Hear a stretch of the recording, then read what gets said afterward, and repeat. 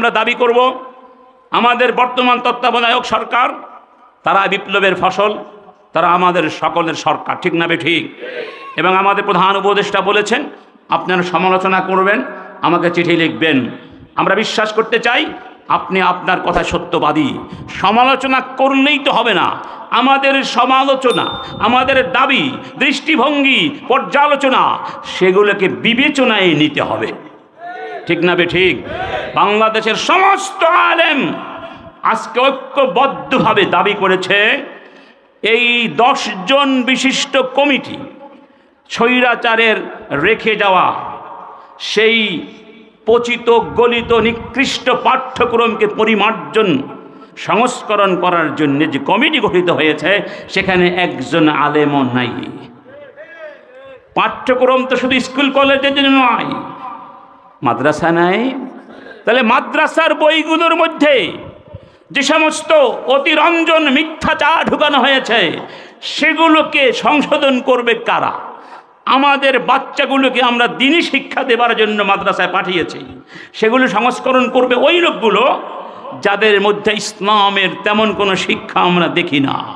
কোরআন সুন্নাহর বিশেষজ্ঞ ছাড়া 1 নম্বর মাদ্রাসা বইগুলো সংস্করণ পরিমার্জন করার দুঃসাহস দেখানো যাবে না।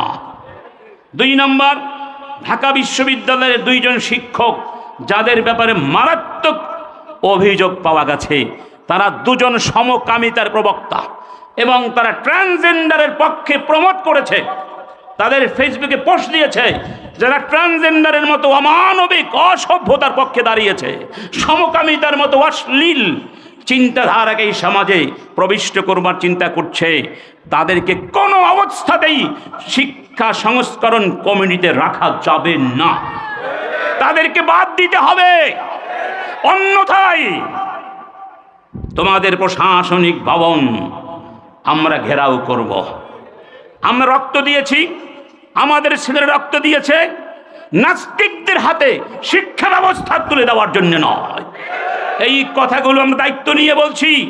শিক্ষা ব্যবস্থায় যদি আবার নাস্তিকবাদ ঢুকানো হয়, হাসিনার রেখে যাওয়া সেই অপকর্ম যদি সেখানে থাকে, অথবা সেগুলো পরিবর্তন করে অন্য কোনো নাস্তিকবাদের ধ্যান ধারণা ঢুকিয়ে দেওয়া হয়, আমরা তা কোনোদিন মেনে নেব না। রক্ত জমিনে যখন দিয়েছি আরো রক্ত আমরা দিতে রাজি আছি, কিন্তু শিক্ষা ব্যবস্থায় নাস্তিকবাদের থাওয়া মেনে নেওয়া হবে না, হবে না, হবে না।